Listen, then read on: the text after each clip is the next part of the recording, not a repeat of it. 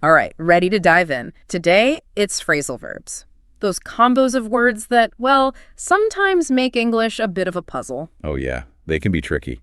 And the deeper you go with them, the more you see how much they're everywhere in how we talk and write. It really hit me when I first started noticing them. It was like, hold on, why did these two little words together mean something totally different? It's funny, right? Native speakers don't think about it much, but for anyone learning English, phrasal verbs can be really confusing. They don't always play by the rules. You can say that again. You can't just look up each word separately and think you've got it. It's like their own secret code. So to break it down, what exactly is a phrasal verb? Simply put, it's a verb combined with another word, usually a preposition or an adverb, which we call a particle, and together, boom, you get a whole new meaning, often totally different from the original verb. It's like taking two simple ingredients and mixing them up to make something new and unexpected. Flour and water, basic on their own, but combine them. You get the basis for so many amazing baked goods. That's a great way to put it. And just like baking, there are different types of phrasal verbs. We've got intransitive phrasal verbs. Those are kind of like your standalone ingredients. They work all on their own. Okay, I need an example, something I can picture. Think of breakdown, like the call broke down. You don't need any other info, right? The car stopped working. That's intransitive. Got it. But you said there are other types, right? Some that are a bit more, well, complex. There are. We've got transitive separable phrasal verbs. As the name gives away, they can be separated. They need an object to make sense, and that object can either go before or after the particle. So they keep us guessing. Example, please. Turn down, like turn down the music. Yeah. Or you can say turn the music down. Both are correct. Both mean the same thing. So the object can move around a bit with these guys. I'm seeing how these phrasal verbs can be tricky. What about the last type? There's one more, right? Right. Transitive inseparable phrasal verbs. They're a bit more, straightforward in a way. The verb and the particle are always glued together. The object always comes after. No matter what, these two are a package deal. Exactly. Like run into. You can say, I ran into an old friend, but not I ran an old friend into. Just sounds off. All right, so we've got the different types down. Now let's get to some common examples. This is where things get fun, because some of these phrasal verbs are so normal in how we speak that we don't even realize we're using them. You're right. And as you said earlier, just knowing the individual words doesn't mean you know the phrasal verb. It's all about how those words work together to create a new meaning. Absolutely. So let's look at some of these everyday phrasal verbs. We've got breakdown, but how about give up? That one seems pretty simple, right? Like, don't give up on your dreams. Seems simple, yeah. But even with give up, there are, subtle differences. Oh, tell me more. For instance, you can give up on something because it's too hard. Right. Right. But you can also give up a bad habit. That's a good thing. Yeah. So the context is really important. Right. It's not just the words themselves, it's how they're used. Got to make it even tougher for English learners, huh? Absolutely. And that brings us to, another common one, put off. Like I've been putting off that assignment. Procrastination. Anyone. Oh, you're speaking my language. We've all been there. But wait, if give up can have these different shades of meaning, does put off do the same? It sure does. Put off often means to delay. Yeah. But it can also mean to make someone, oh yeah, for sure. Remember those tricky transitive separable verbs we talked about?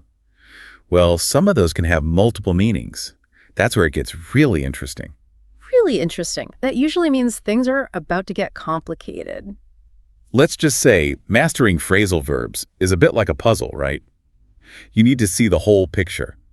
Sometimes the same two words can mean totally different things, depending on how they're used. All right, I need an example. Need to see it in action to really get it. Take off. It can mean to remove something, take off your shoes, right? But it can also describe sudden success, like her career took off after her book. And then, of course, it can also mean to, depart, like a plane taking off. Whoa, okay. 3 totally different meanings, same 2 words. How do you keep track of all that? It's all about context. Yeah. It's like we've been talking about. Think of phrasal verbs like chameleons. They change, they blend in, To really understand one, you've got to look at the words around it. That's a great way to think about it. It's not about memorizing one definition. It's about how the phrasal verb works in the whole sentence, the whole situation. Exactly. And take off is just one. There are tons of phrasal verbs with these, you could say, multiple personalities. Okay, hit me with another one. How about set up? It can mean to establish something, like they set up a new business. But it can also mean to frame someone. He was set up. Whoa. That's a big difference. You really have to pay attention to the other words to know what's going on. For sure. And just when you think you've got it, there's another meaning. Let's try bring up. Okay, what could bring up mean besides, well, bringing something up from the basement? It can be as simple as, mentioning something. Don't bring up politics at dinner. But it can also mean raising a child. She was brought up in a small village. So the same two words can mean talking about politics or how someone was raised. That's amazing. It's like each phrasal verb is this puzzle. It is. And the more you work on these puzzles, the more you see how interesting and complex English really is. All right, so we know phrasal verbs can be tough. Yeah. Especially when they have a bunch of different meanings.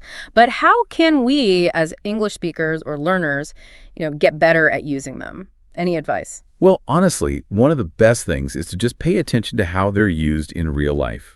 When you're watching movies, reading, even just talking to people. It's like learning by doing, right? Just absorbing it all. Exactly.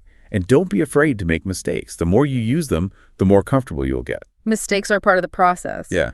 But what about some more, structured ways to learn them? Any tips for really making them stick? One thing that helps me is grouping them by topic. Like, if you're planning a trip, focus on phrasal verbs about travel. Set off, check in, things like that. Oh, that's smart. Like creating your own little phrasal verb toolbox. Travel ones, cooking ones, work ones. Right. And flashcards can help too. Or language learning apps. Lots of tools out there to, test yourself and practice. Flashcards, apps, grouping them. Good practical advice. But I'm also curious about where these phrasal verbs come from. Are there any interesting stories behind them? Many of them do. Like look up to, meaning to admire someone. It probably came from, actually looking up at someone taller than you. It's pretty cool how these everyday phrases have, these historical connections. Wow, that is cool. Like each phrasal verb has its own little history. It makes them more fun to learn when you know where they come from. I agree. It's those little bits of history that make a language come alive. Yeah. And suddenly these seemingly random phrasal verbs, they make more sense. Like we're uncovering some secret code, right? Seeing this whole other layer of meaning in English. That's a great way to put it. Yeah. And the more you see those layers, the more you appreciate phrasal verbs, even if they, trip you up sometimes. So as we wrap up our deep dive into phrasal verbs, what's the main takeaway you want our listeners to remember? I think the most important thing is to, just be curious. Be open to exploring. Don't be afraid to try them out, make mistakes, have fun with it. I love that. It's not about being perfect. It's about the journey. It's about realizing that language is always changing. And phrasal verbs, they show us how creative we can be with language. Well said. So to everyone listening, keep exploring, keep practicing, and have fun with English. And here's a challenge for you. See how many phrasal verbs you can spot in, the next movie you watch or book you read. You might be surprised how many there are. Like a little treasure hunt. Exactly. Keep your ears open, and who knows? You might even find a new favorite phrasal verb. Until next time, happy learning. All right, so you're prepping for a job interview, and let's face it, everybody wants to just knock it out of the park. Yeah. We're going to dive deep today into some advanced strategies for job interviews, the kind that'll really help you stand out. Yeah. So we'll uncover how to really decode what hiring managers are looking for. We'll talk about leveling up your vocabulary for interviews and even mastering the art of asking really insightful questions. The kind that leave them thinking, wow, this is the one. Yeah, it's interesting how often people, just kind of focus on reciting their skills and experience. Yeah.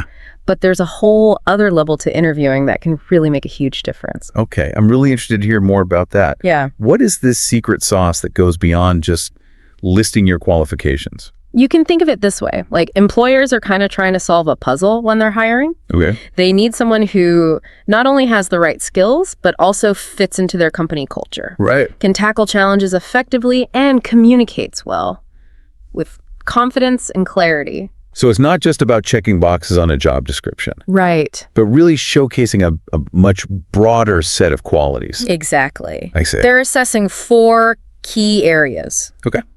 Skills and experience, yes, but also cultural fit, problem-solving abilities, and communication skills. These are the elements that really show if you're the right piece for the puzzle. That makes a lot of sense. Yeah. And speaking of communication, one of the things we read about when we were prepping for this deep dive was upgrading your language. What exactly does that mean in the context of an interview? This is where things get really interesting. The words you choose can have a huge impact on how you're perceived. So instead of using generic phrases like, I'm a hard worker, you can level up your language to something like, I'm highly self-motivated and consistently deliver high-quality results. Oh, I see the difference. Yeah. It sounds so much more specific and impactful. Are there any other categories of these power phrases that we should be thinking about? Absolutely. You can think about achievements. Achievement-oriented phrases like proactively implemented or spearheaded a project that resulted in. Right. Then there are problem-solving phrases, like streamlined processes to achieve or demonstrated resilience in the face of. Okay. And finally, don't forget about leadership phrases, like effectively mentored team members or leverage data to inform strategic decisions. Wow, there's a lot to keep in mind. Yeah. But even with all the perfect power phrases, we still have those dreaded behavioral interview questions. Right. The ones like, tell me about a time you faced a challenge. I know exactly what you mean. Those can be really daunting. But there's a technique that can help you structure your answers in a way that showcases your skills and experiences. It's called the STAR method. Oh yeah, the STAR method. Remind me, what does STAR stand for? It stands for situation, task, action, and result.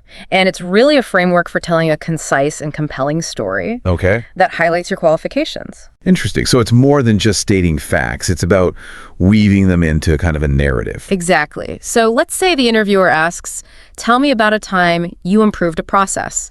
You would start by setting the scene, explaining the situation. Maybe something like, at my previous company, we were facing delays in delivering weekly reports. Got it. So painting a picture of the context. What's next? Then you explain your task. So as the team lead, it was my responsibility to identify the bottleneck and implement a solution. This clarifies your role in the situation. Okay, so far so good. Yeah. What about the action part? Is this where I throw in some power phrases? Yes, this is where you shine. Okay. By detailing the steps you took. You can say something like, I analyzed the workflow, identified the bottlenecks, and introduced an automated reporting system. I see how the power phrases kind of naturally fit in there. Yeah. And finally, the grand finale, the result. Exactly. You would wrap it up with something like, this reduced reporting time by 50% and improved accuracy. So using the STAR method ensures that your answers are clear, concise, and they're focused on the positive outcome, which is what interviewers really want to hear. That's super helpful. But isn't there a risk of sounding robotic or rehearsed if we rely too heavily on this method? That's a great point. The key is to use the STAR method as a framework, Yeah. but still allow your personality and genuine storytelling abilities to shine through. Okay, so it's more of a guideline than like a rigid script. Exactly. Okay, that makes me feel a bit more at ease. Now, even with the STAR method up my sleeve, there's still those tricky interview questions that feel like they're designed to throw you off. Right. You know what I mean? Totally. Like, what's your biggest weakness? Us. Or why should we hire you? Those always make me stumble. What's the best way to approach those kinds of questions? Well, when it comes to those tricky questions, authenticity is key, but it's also about strategy. So for what's your biggest weakness? You want to avoid cliches like I'm a perfectionist. Instead, choose a weakness that you've genuinely worked on improving. So instead of trying to mask a strength as a weakness, it's about showcasing self-awareness and a growth mindset. Exactly.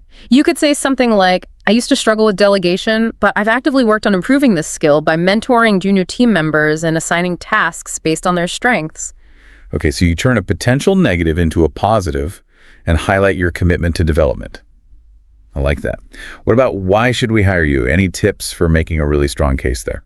That's your chance to really shine. Don't just repeat your resume. You really want to connect your unique skills and experiences to their needs. Paint a picture of the value you would bring. So less about I'm a hard worker and more about my background in data analysis and proven ability to streamline processes make me uniquely qualified to step into this role and contribute to your team's efficiency goals. Something like that. Now you're talking. You showcased your understanding of their needs and you've highlighted how your strengths align with their goals. This is all about showcasing the value that we bring. But what about questions that feel a bit more personal? Like, why did you leave your last job? Those always make me nervous. Keep it positive and forward-looking. It's not about bad-mouthing your previous employer, but about demonstrating your career aspirations. So you could say something like, I'm looking for an opportunity to grow professionally and contribute to a dynamic team like yours. Emphasize your excitement for the new challenges. So framing it as a step forward, not a step away. What about that classic, where do you see yourself in 5 years? Question. How do you answer that honestly without sounding overly ambitious or like unrealistic? You want to demonstrate ambition, but align your goals with the company's vision. They want to see that you're invested in a future that includes their organization. Right, so it's not just about my personal aspirations, but about how those aspirations can actually contribute to the company's long-term success. Something like, I see myself taking on leadership roles and contributing to innovative projects within this organization. Would that work? That's a great example. It shows you're ambitious, but also thinking about how you can contribute to their future. Okay, this has been so helpful. I'm already feeling a lot more prepared to tackle these tough questions. But, it's not just about what we say, it's also about how we present ourselves, right? I've heard that nonverbal communication plays a huge role in interviews as well. Oh, absolutely. It's like this secret language that can either enhance or undermine your message. You could have the most brilliant answers, but if your body language is screaming nervousness or disinterest, it can really sabotage your efforts. Okay, now I'm a little nervous. What are some of the nonverbal cues that we should be really mindful of? Well, eye contact is crucial. Maintain steady, natural eye contact with the interviewer. Don't stare them down or anything, but just show that you're engaged and confident. Posture is also important. Sit up straight and lean slightly forward. It shows interest and engagement. Slouching can make you appear disinterested or lacking confidence. No slouching allowed. What about hand gestures? Should I just keep my hands glued to my lap? Not at all. Hand gestures can be a really great way to emphasize points and add energy to your communication. Just make sure they're purposeful and controlled. You don't want to be like flailing your arms around or anything distracting. Got it. A gentle breeze, not a hurricane. So we've got the confident posture, the natural eye contact, the controlled gestures. Anything else we should keep in mind? Don't underestimate the power of a genuine smile. It makes you appear approachable, likable, and confident. And just try to be mindful of any nervous habits that you might have, like fidgeting with a pen or constantly adjusting your hair. Those things can be distracting and undermine your professionalism. Basically, we want to present a confident and authentic version of ourselves. Yeah. Both verbally and non-verbally. No pressure, right? Right. But remember, the more you practice, the more comfortable you'll become. It's about finding that sweet spot where you can be yourself while also presenting your best self. One of the things that I always struggle with is that moment at the end of the interview when they ask, do you have any questions for us? I always blank. That's actually a golden opportunity. Really? Asking thoughtful questions not only shows you're genuinely interested in the role and the company, but it allows you to gather valuable information to help you decide if it's the right fit for you. Okay, but how do I come up with questions that go beyond the typical, like, what's the company culture like? Or what are the opportunities for growth? I want to impress them with my insightfulness. Think about questions that demonstrate your understanding of the role, the company's goals, and even some of the challenges they might be facing. For instance, you could ask, what does success look like in this role in the first 6 months? Ooh, I like that one. It shows I'm thinking about how I can make an immediate impact. Exactly. You could also ask about how the team measures performance and progress, demonstrating that you're results-oriented. Or inquire about the company's goals for the next year and how this role contributes to those goals. That's smart. It shows you're thinking long-term and about the bigger picture. Any other suggestions for questions that might wow them? You could ask about the company's approach to innovation, or their commitment to specific values like sustainability or diversity and inclusion. So aligning my questions with my own values and interests. Exactly. It shows that you've done your research and you're genuinely interested in the company's culture and mission. This is giving me so many ideas. It's like a whole new way to approach that dreaded, do you have any questions for us? Moment. Is there anything I should avoid asking? Yes, avoid asking about salary or benefits in the first interview unless the interviewer brings it up. Your focus should be on demonstrating your value and enthusiasm for the role. Okay, so it's all about showing them that I'm invested in the opportunity, not just the paycheck. Exactly. It's about finding a role that's a win-win for both you and the company. Speaking of finding the right fit, how do we handle those moments when we kind of stumble in an interview? Those awkward silences or times when we completely blank on a question? Everyone experiences those moments. Even the most seasoned professionals have interview hiccups. It's not about avoiding mistakes altogether, but about how you recover. Okay, that makes me feel a bit better. But what's the best way to recover when you've totally flubbed an answer or just can't seem to find the words? If you stumble over a question, take a deep breath and just politely ask to rephrase or clarify. Something like, Excuse me. I think I might have gotten a bit lost in my explanation. Would you mind rephrasing the question? It just buys you a few seconds to gather your thoughts. That's a good tip. I tend to panic and ramble when I get flustered. What about those unexpected curveball questions that seem to come out of nowhere? How do you handle those? Those are designed to assess your critical thinking skills and how you handle pressure. If a question throws you off, don't be afraid to pause and say, "That's a great question. Let me take a moment to think that through." So it's okay to take a few seconds to kind of compose myself and gather my thoughts. Absolutely. It shows you're thoughtful and composed, not prone to rash answers. You can even use that time to reframe the question in your mind and connect it to your skills and experiences. This is so helpful. Yeah. I often feel like I need to have an immediate answer ready for every single question, and that pressure just makes me more nervous. Interviews are a two-way street. It's not just about them evaluating you, it's also about you evaluating them. Pay attention to the company culture, the interviewer's communication style, and any red flags that might signal that this isn't the right environment for you. So trusting my instincts and being honest with myself about what I'm really looking for. Exactly. The right job is out there. One where you feel valued, challenged, and inspired. All this talk about handling those tricky moments has reminded me of something we touched on earlier, the power of the follow-up. Can we dig into that a little deeper? It seems like such a small thing, but I've heard it can really make a difference. You're right. A well-crafted follow-up can be incredibly impactful. It's more than just a thank you note. It's a chance to reinforce your qualifications and leave a lasting positive impression. Okay, so how do we make our follow-up stand out from those generic thank you for your time emails? Personalization is key. Refer to specific points that were discussed during the interview. For example, you could say, "I was particularly interested in your insights on the company's commitment to innovation in the area of," and then mention the specific area. It aligns perfectly with my passion for, and then state your passion. That's a great tip. It shows that you were listening and genuinely engaged in the conversation. Exactly. You can also use the follow-up to address any questions or concerns that arose during the interview. So if there was a moment where I stumbled or maybe didn't articulate my qualifications as clearly as I could, I can use the follow-up to kind of provide some additional context or clarification. Yes. It shows that you're self-aware and proactive. And remember, timing is crucial. Aim to send your follow-up within 24 to 48 hours of the interview. Not too soon, not too late. Got it. This is like the icing on the cake, the final touch that can really make your application memorable. Precisely. A well-timed follow-up can make all the difference. Wow, this has been incredibly helpful. I feel like I have a whole new arsenal of tools and strategies to help me navigate the interview process with a lot more confidence and authenticity. I'm glad to hear that. Remember, the more you practice and refine these strategies, the more natural and effective they'll become. Speaking of practicing and refining, is there anything else we can do to really hone our interview skills and make sure we're putting our best foot forward? What about preparing for those behavioral questions? I know we touched on the STAR method, but I could use some more tips for crafting really compelling answers. That's a great question, and it's definitely something we can dive into. One of the keys to really mastering behavioral questions is to not just recount events, but to showcase the skills and qualities that those experiences reveal. Okay, I'm intrigued. So it's not just about what we did, but about how we tell it. Exactly. Think of it this way. Facts tell, but stories sell. I like that.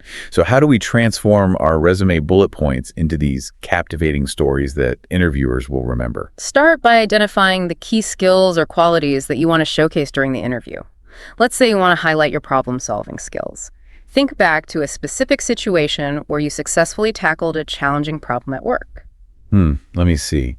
Oh, I remember this time when our team was facing a major deadline crunch, and the project was at risk of falling behind. That's a great starting point. Now use the STAR method to structure the story, set the scene, the situation, explain your task or your role in the project, describe the actions you took to address the problem, and highlight the positive result or outcome. So it would be like our team was facing a tight deadline, and as the project manager, I was responsible for making sure we delivered on time.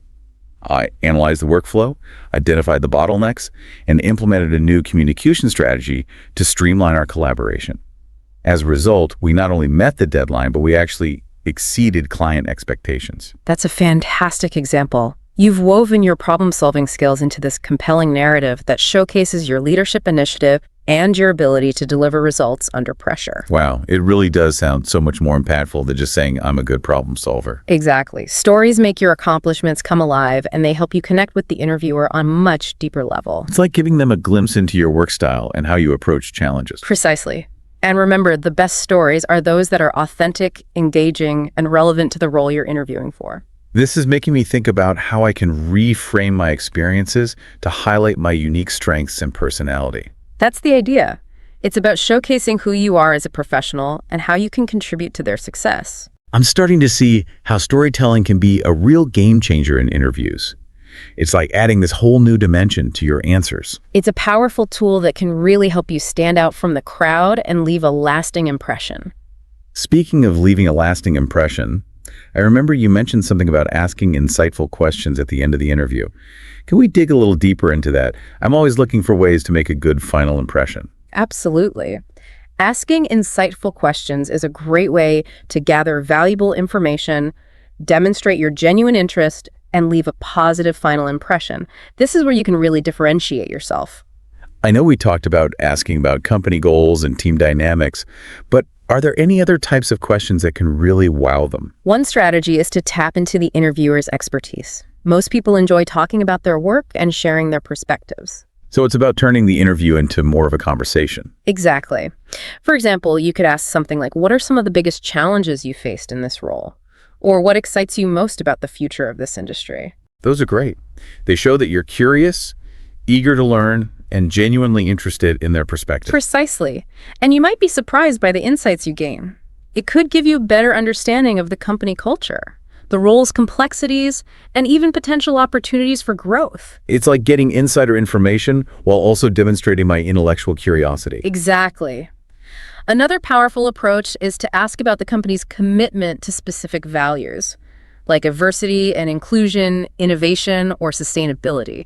So for example, if I'm passionate about sustainability, I could ask, how does the company integrate sustainable practices into its operations? That's a great example. It shows that you're not just looking for any job, but one that aligns with your values. It also demonstrates that you've done your research and are genuinely interested in the company's commitment to those values. Precisely. It's about finding a company whose culture and values resonate with your own. This is giving me so many ideas. It's like a whole new way to approach the "do you have any questions for us" part of the interview. Remember, this is your chance to shine, gather valuable information, and leave a lasting, positive impression. It's like the grand finale of the interview. Exactly. Make it count. I'm definitely going to be practicing my storytelling skills and brainstorming some really insightful questions. Great. Preparation is key to feeling confident and ready to ace that interview. Now, I know we've talked a lot about impressing the interviewer, but what about those moments when things don't go exactly as planned?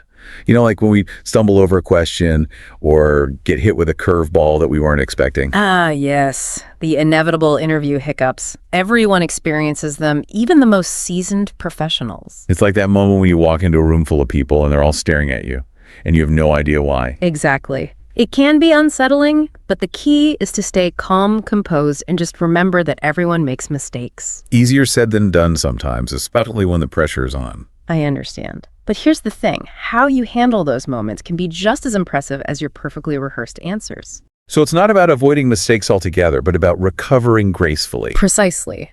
Let's say you stumble over a question. The worst thing you can do is panic and spiral into a sea of ums and us. Oh, I've definitely been there before. Yeah. It's like your brain suddenly goes blank and all you can do is stare blankly at the interviewer. It happens. Instead of panicking, take a deep breath, acknowledge the stumble, and politely ask to rephrase or clarify the question. So something like,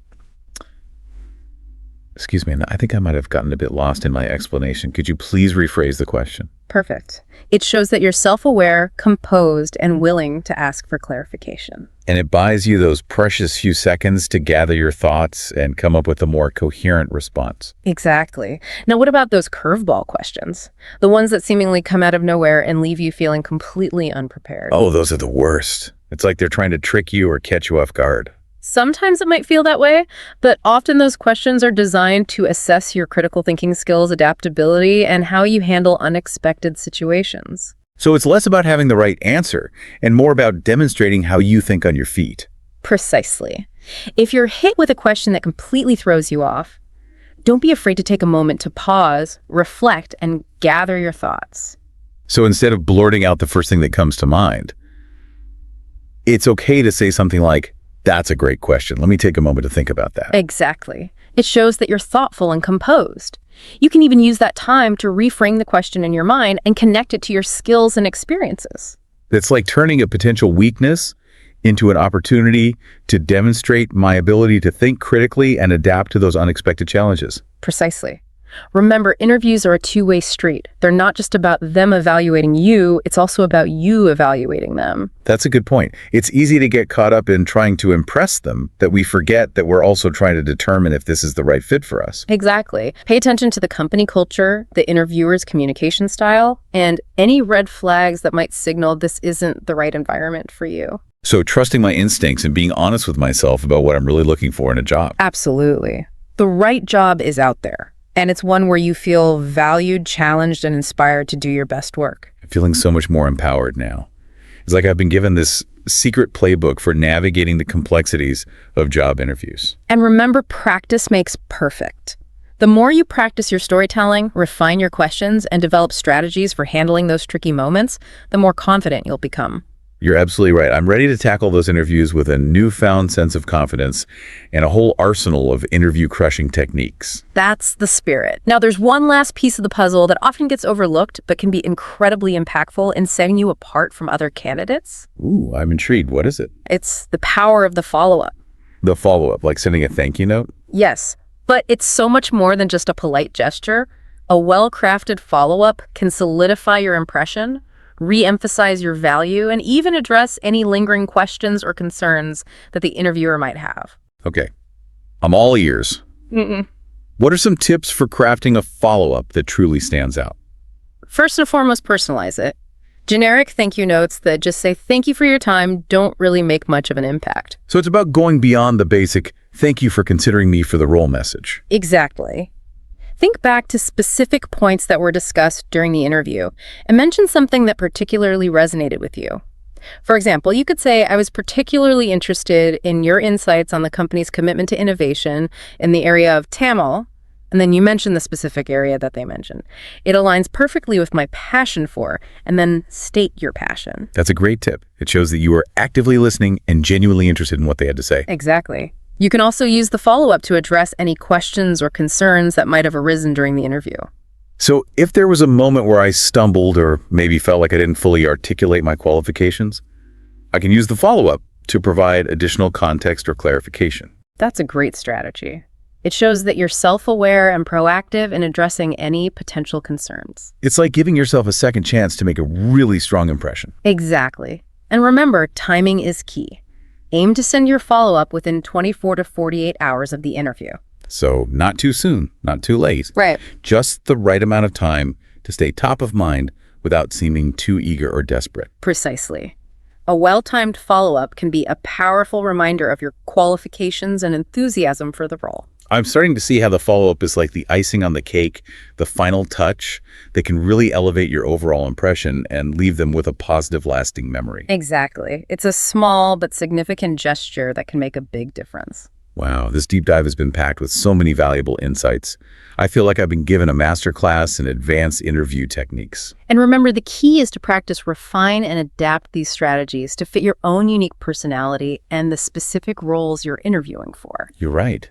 It's all about finding what works best for us and putting our best foot forward. And remember, every interview, whether it leads to a job offer or not, is a valuable learning experience that can help you grow and refine your approach. That's such a great point. It's all about continuous improvement and becoming the best versions of ourselves, both professionally and personally. Exactly.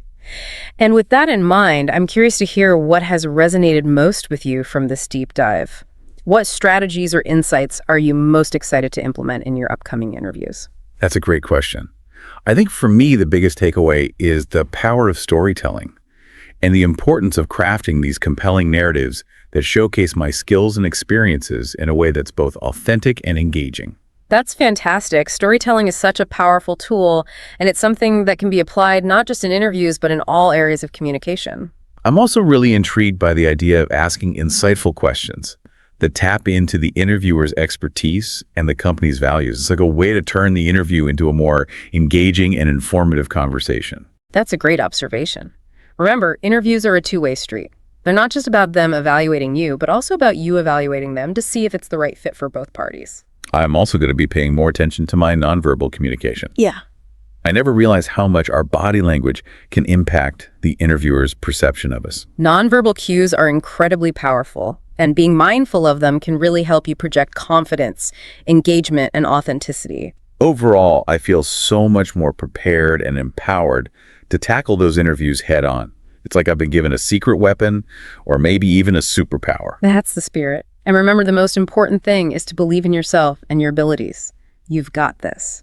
Thank you so much for sharing all of these incredible insights. I feel like I've gained a whole new level of interview mastery. The pleasure was all mine. Now go out there and crush those interviews. I will. And for those of you listening, I hope you found this deep dive as valuable as I have. Remember, the job search can be challenging, but with the right tools and mindset, you can achieve your career goals. And never underestimate the power of preparation practice and a positive attitude. You've got this.